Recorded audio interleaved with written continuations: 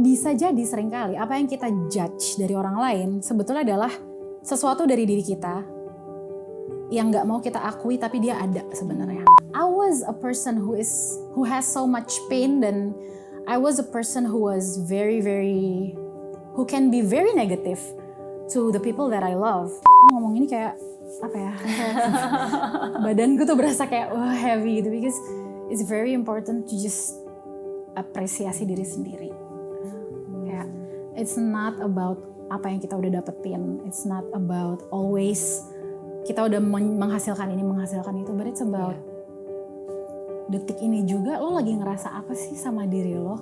Aku itu adalah tipe orang yang kalau gue bikin salah, gue akan menghukum diri gue. Karena gue ngerasa itu caranya gue menjadi orang lebih baik. Saya yakin Caca juga pasti percaya ya bahwa doesn't matter apa yang orang katakan kepada kita. It really doesn't matter. Tapi yang paling penting adalah apa yang kamu katakan kepada diri kamu sendiri setelah mendengar apa yang orang lain katakan kepada kita. So what do you normally tell to yourself? Apa yang biasanya kamu ucapkan kepada diri kamu sendiri setelah kamu mendengar apa yang orang lain ucapkan ke diri kamu? Oke. Contohnya apa? Ini ada banyak soalnya. Ada banyak. Oke. Misalnya bisa lebih spesifik nggak? Misalnya Oke, ada nggak misalnya komentar paling pedas yang pernah kamu dapatkan dalam hidup kamu? Ketika orang ngomong yang negatif. Iya. Oke, kalau misalnya contoh paling umum tuh buat aku, ketika lagi lihat social media, ada komentar-komentar yang sinis atau apapun itu yang negatif. Nah what I say to myself, awalnya nggak gitu, tapi aku melatih diriku sampai dia jadi otomatis. Tiap kali baca komen negatif jadinya otomatis yang muncul adalah itu. Kata-katanya adalah apa yang si A ucapkan tentang orang lain sebetulnya merefleksikan more about si A than it is about the other person yang dia komentarin. Sometimes kita ngejudge, misalnya aku ngejudge orang lain kayak kok dia ini banget ya, insecure banget orangnya, masa digituin aja langsung ini gitu. Bisa jadi seringkali apa yang kita judge dari orang lain sebetulnya adalah sesuatu dari diri kita yang nggak mau kita akui tapi dia ada sebenarnya dan besar intensitinya. So ketika ada yang komen negatif ke aku mau belajar untuk kayak ngingetin ke diri aku sendiri bahwa no, mereka itu lagi projecting. So it's not about me, it's about them. One more example adalah ketika ada orang yang menyakiti aku. Wow, ini kayak jadi melatih diri untuk lebih compassionate. Because dan aku rasa aku bisa melatih diriku seperti itu karena I was a person who has so much pain, dan I was a person who was who can be very negative to the people that I love. I was that kind of person, sehingga ketika aku udah grow dan aku melihat ada orang lain yang menyakiti orang-orang di sekelilingnya, aku jadi punya empati ke mereka karena aku ngerti bahwa ketika misalnya kita kakak adik dan aku menyerang Kak Mary, kita lagi argue, so aku attack Kak Mary dengan kata-kata yang menyakitkan. Sometimes it's more about me and my pain. Aku cuman melemparkan ke Kak Mary kata-kata yang sering aku ucapkan ke diriku sendiri, atau belief yang aku rasa ditumpahkan ke diriku dalam hidupku dari aku kecil sampai gede, tapi aku belum pernah menyembuhkan itu, sehingga ketika kita berrelasi sama orang lain we hurt them with our belief about ourselves. Wow. So kita kadang-kadang gini, kita nemuin orang yang kenapa sih gue bikin salah dikit aja nih dia segitunya marahnya, kayak ya ampun nyantai lah, everybody make a mistake. Dan aku belajar ternyata orang yang seperti itu, yang tend to be very punishing atau giving other people a hard time kalau other people make a mistake. Dan aku denger ini langsung dari orangnya. Dia ngomong tanpa dia sadar bahwa aku jadi belajar itu tentang dia. Dia ngomong aja tiba-tiba, aku itu adalah tipe orang yang kalau gue bikin salah, gue akan menghukum diri gue. Karena gue ngerasa itu caranya gue menjadi orang lebih baik. itu cara gue sukses, gue harus hukum diri gue dan gue harus keras sama diri gue sendiri. Sehingga ketika orang-orang di sekeliling dia berbuat kesalahan, dia akan melakukan hal yang sama ke orang itu. Iya. Yeah. Dan di situ aku jadi belajar, sense. okay, when other people hurt me, jangan take it personally. It's not about me, it's about them. Almost all the time. Iya, iya. Change our questions ya, karena pertanyaan yang kita tanyakan kepada diri kita sendiri itu yang akan membentuk hidup kita. Jadi kalau kita bertanya, kok gitu banget sih? Kenapa sih kok dia begitu? Kenapa sih kok dia begitu? Kalau gitu tuh seakan-akan dia nyerang kita. Exactly, ya kan? betul. Tapi if you talking about compassionate, ya mungkin kita ubah questionsnya daripada kita berpikir, kenapa sih dia seperti itu? Mungkin ya apa yang pernah terjadi dalam diri dia yang sehingga membuat dia di begitu. situ, atau apa yang mungkin kita pernah lakukan ya sehingga dia merespon seperti itu atau berpandangan seperti itu. Either kita introspeksi ya, introspeksi ke diri kita atau lebih punya kasih Betul. ke orang itu, melihat bahwa ada possibility dalam hidup dia pernah terluka atau melukai dirinya sendiri sehingga dia jadi gitu ke orang. Jadi kan ada term hurt people. Orang-orang yang tersakiti, banyak tersakiti, itu cenderung banyak menyakiti orang lain. Iya.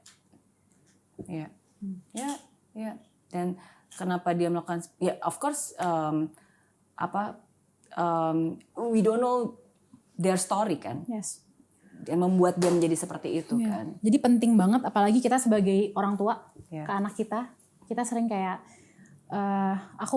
satu pegangan aku adalah ketika ada orang lain berbuat salah, menurut kita dia berbuat salah, misalnya anak kita gitu ya, yang mereka butuhkan tuh bukan buat dimarahin atau di attack atau di belittle gitu. Yang mereka butuhkan adalah kita mengedukasi mereka dengan cara yang baik, dengan cara yang penuh kasih. Yang benar tuh ini, yang barusan kamu lakukan salah. Nah seringkali orang yang buat salah nggak tahu kalau yang dia lakukan itu salah. It's an honest mistake, so they're not doing it. Kalau mereka melakukan dengan sengaja, udah tahu itu salah, masih sengaja dilakuin, itu beda cerita. Oke. Dan kalau pesan dari Caca untuk semua orang yang mungkin saat ini merasa hidupnya gila gitu, dalam arti so many things happen in their life dan mungkin berada dalam titik terendahnya mereka, and then like they don't even know how to put it in words.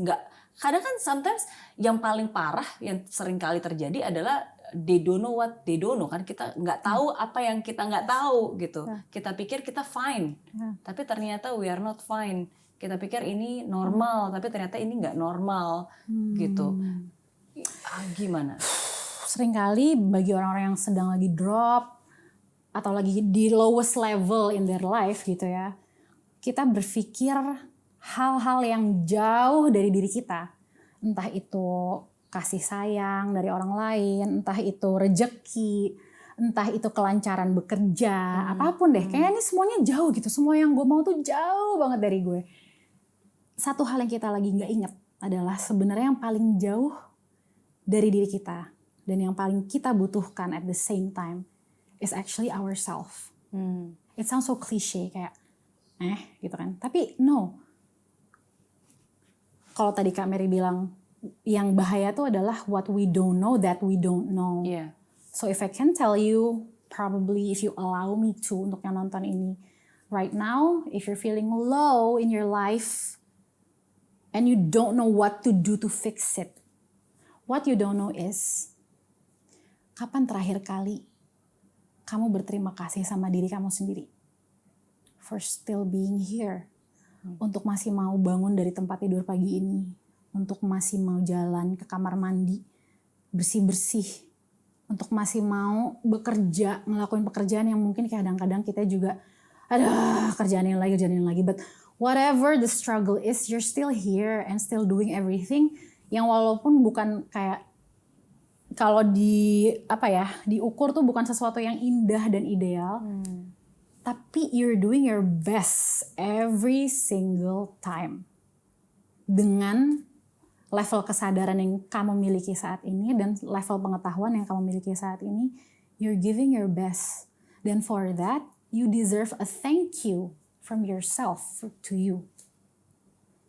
So I think it should be a habit for us to do Aku ngomong ini kayak badanku tuh berasa kayak heavy gitu, because it's very important to just apresiasi diri sendiri. Kayak it's not about apa yang kita udah dapetin, it's not about always kita udah menghasilkan ini menghasilkan itu, but it's about detik ini juga lo lagi ngerasa apa sih sama diri lo ngeliat diri lo tuh, do you love yourself? You should love yourself more, thank yourself more, not for being perfect but for just doing your best. Dan lakuin itu rutin. Yeah. What's in your prayer biasanya? What's in my prayer? Iya, normally. Oke, gini, prayerku tuh ada 2 tipenya. Yang dimana, yang lebih sering sih isinya semuanya aku mau mengucapkan thank you. Jadi aku bukan yang meminta, nggak yang ya Allah berikan saya bla bla bla bla bla bla bla bla. Ada juga sih momen dimana aku doa seperti itu, tapi lebih sering aku doa listing down hal-hal yang udah aku miliki dalam hidupku. Atau kebahagiaan yang aku rasakan dan aku say thank you. Makasih ya Allah ya Tuhan karena saya hari ini merasakan ini, karena tadi saya ketemu orang dan saya diberi apresiasi bla bla bla bla. Semuanya aku listing down dan aku ucapkan thank you. Kalau ada doa yang aku inginkan, biasanya aku wishing for beberapa orang dalam hidupku to find their inner peace, untuk menemukan ability dalam diri mereka untuk forgive themselves or other people who have hurt them. Gitu. Aku lebih sering gitu. Karena I find that somehow ya, dengan aku lebih banyak fokus ke hal yang indah, yang udah ada. Itu justru lebih mengundang banyak hal-hal yang amazing untuk terjadi dalam hidupku. Tapi kalau misalnya aku in a state of mind yang aku minta hal yang belum ada, itu tuh kayak kalau sering dan terus menerus, dengan kata lain tuh kayak kita ngerasa kayak kok yang kurang masih banyak. Iya. Somehow gitu. Tapi kalau kita fokus ke yang udah ada, malah banyak lagi yang datang gitu loh. Betul. Gitu ya. Sebenarnya nggak salah untuk minta doa yang kita belum milikin gitu ya, nggak salah sih. But it's just my style gitu. Betul. Ya sometimes kita terlalu fokus meminta apa yang kita belum miliki, apa yang kita inginkan, sampai-sampai kita lupa untuk bersyukur dengan apa yang sebenarnya sekarang kita punya di tangan kita.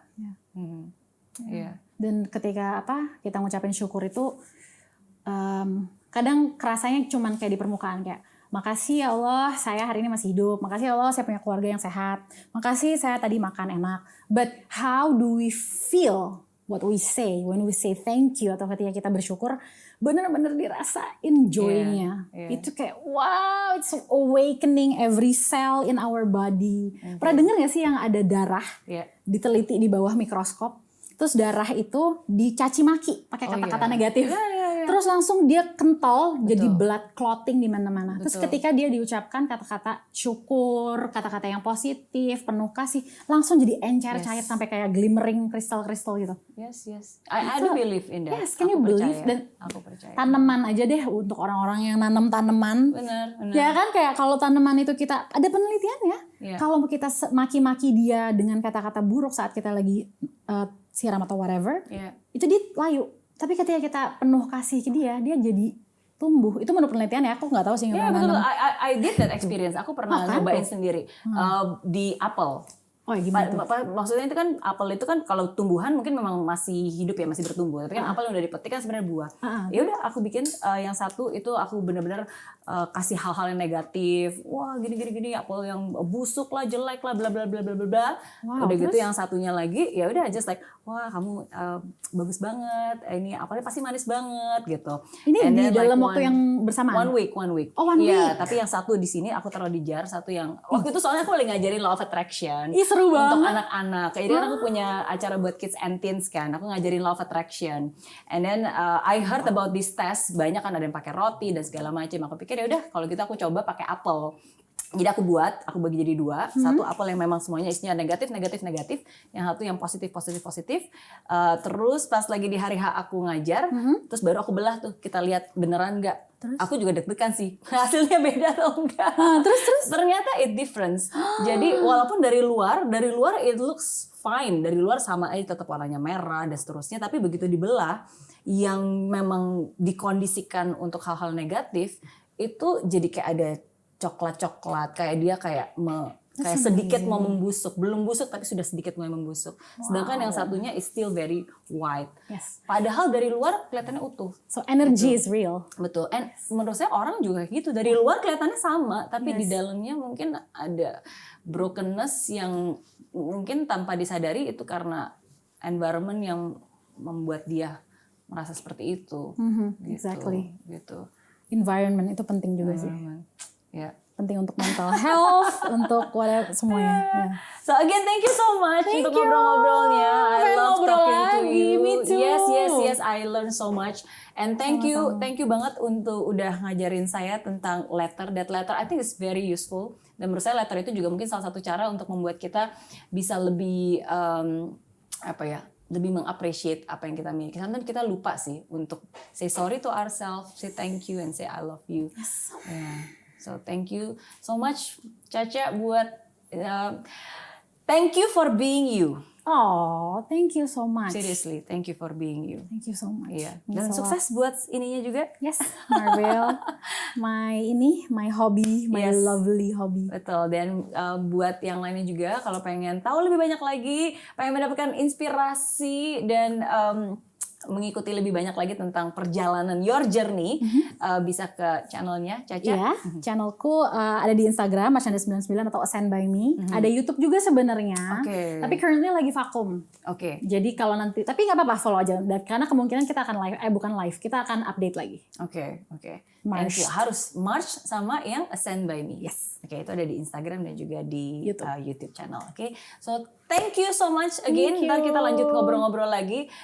Dan it's okay to feel relaxed, it's okay to be, it's okay not to be okay. Tapi semoga aku selalu percaya bahwa setiap orang punya cerita. Setiap cerita selalu ada pelajaran berharga. Semoga cerita dari Marshanda hari ini bisa memberikan pelajaran berharga buat kalian semua. Apapun yang terjadi, fight till the end and never give up. Bye.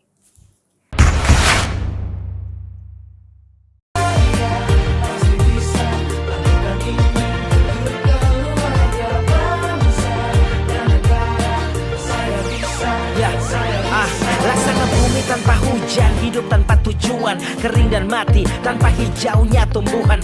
Demikian kalau mimpi tak kunjung terjadi.